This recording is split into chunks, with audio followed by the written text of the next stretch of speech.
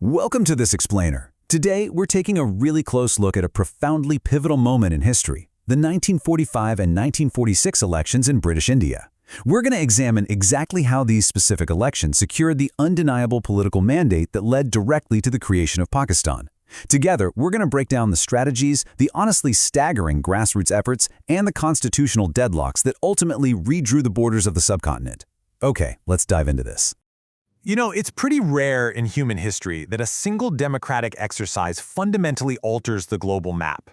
But the winter elections of 1945 and 46, they were not your typical political race. They were a high-stakes existential referendum. The British were packing up to leave, and the massive question of what would replace their empire was totally unresolved. The ballots cast during those few months didn't just decide parliamentary seats. They answered a massive geopolitical question that would impact millions of lives and actually forge an entirely new sovereign nation. Section 1. The One-Point Manifesto. A strategic choice. Right, so as the British announced the elections for the central and provincial legislative assemblies, the All India Muslim League made a brilliantly bold strategic decision. They took this deeply complex constitutional struggle and simplified it into a single, highly focused campaign promise, the creation of an independent state for the Muslims of the subcontinent, Pakistan. This brings us to a defining statement made by Quaid-e-Azam Muhammad Ali Jinnah in October 1945. He declared, "If the Muslims voted against Pakistan, I shall accept my defeat." So the crucial point is the immense gamble that was taken here. The Muslim League basically tied its entire political survival and the future of its demands to the outcome of this one single election. It was a total all-or-nothing approach that made the stakes crystal clear for every single voter. I mean, if they didn't win decisively, the demand for Pakistan would be completely delegitimized in the eyes of the British and the Indian National Congress. Moving on to Section 2, a massive grassroots campaign, mobilizing millions. Securing a monumental mandate like that on paper is one thing, right? But actually pulling it off required an unprecedented nationwide logistical mobilization. The Muslim League was up against some incredibly formidable opposition. We're talking the well-funded Congress, the Unionists in Punjab, and various other established political machines. They had to reach millions of voters across vast, often very remote territories. To pull this off, they assembled a highly diverse coalition. This campaign wasn't just fought by politicians in suits. It relied on religious scholars, the ulama and peers who mobilized rural populations. It included passionate student groups and women's organizations, and really notably, it gained vital backing from minority groups. The All India Christian Association, led by folks like Diwan Bahadur S.P. Singh, offered their unconditional support to Jinnah. They firmly believed that he and the Muslim League would be the true protectors of minority rights in a new state. The sheer human effort required for this was just staggering, particularly in a fiercely contested province like Punjab. Now, what's really interesting about this slide is just the raw dedication it highlights. Imagine this. An initial group of just 200 students from places like Aligarh Muslim University and Islamia College Lahore were dispatched to over 400 villages. Working up to 18-hour days, they literally lived, ate, and slept in wagons fitted with loudspeakers. They traveled over 50,000 miles just to spread the Muslim League's one-point message to nearly 700,000 people. It's an absolutely incredible testament to their dedication on the ground. And it wasn't just the men either. The campaign saw women breaking some serious social barriers. Leaders like Fatima Jinnah, alongside groups like the Punjab Girls Students Federation and the Women's National Guards, stepped right into the intense political arena. They didn't just canvass, they handled the absolutely crucial logistics of Election Day. They ensured maximum voter turnout by actively organizing transport to get voters to the polling stations and back home safely. In fact, women made up nearly a third of the audience in many of these political gatherings, which was huge for the time. Section 3. The decisive electoral victory, a clear mandate. Okay, so by early 1946, the time for speeches, the loudspeaker wagons, the grassroots canvassing, it had all concluded. The ballots were cast, and the data was about to speak for itself, effectively transforming a political demand into an empirical reality.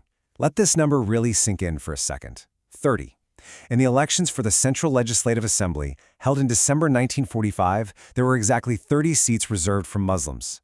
Well, the Muslim League won every single one of them, a literal 100% success rate. This absolute sweep was the first massive shockwave, completely validating their claim to be the sole representative of Muslims at the central government level.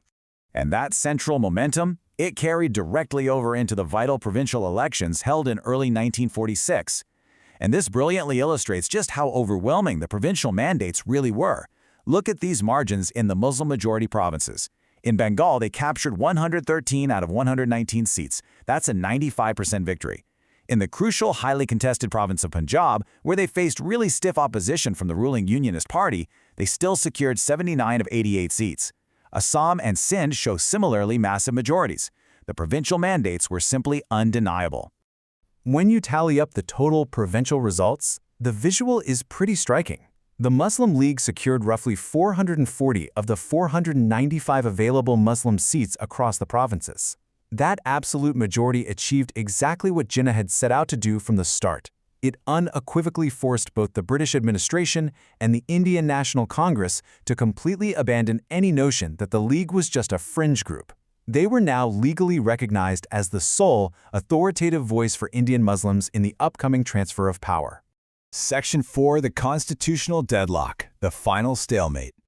So, with this undeniable electoral mandate in hand, the reality on the ground was set. However, before any lines could actually be drawn on a map, the election results triggered an intense final round of constitutional negotiations which quickly devolved into a bitter stalemate. In a desperate final attempt to maintain a united India while still acknowledging the League's massive electoral victory, the British introduced the Cabinet Mission Plan in 1946. Its core feature was this mandatory grouping scheme. Basically, this meant provinces would be grouped into designated blocks, groups B and C specifically for Muslim-majority areas in the northwest and northeast. These blocks would have a very high degree of autonomy to frame their own constitutions. It was effectively an attempt to accommodate the demand for Pakistan, but within a loosely united federal structure. But the interpretation of this plan resulted in a fatal strategic deadlock. The Muslim League actually accepted the plan, viewing the mandatory grouping as a sort of structural legal stepping stone toward a fully sovereign Pakistan. The Indian National Congress, conversely, envisioned a strong centralized state and interpreted that same grouping clause as entirely optional. The breaking point finally happened in July 1946. Jawaharlal Nehru publicly stated that the Congress would enter the Constituent Assembly completely free to modify or even dismantle this grouping mechanism. Perceiving this as a fundamental breach of the proposed compromise, the Muslim League formally withdrew its acceptance. The constitutional route had totally failed.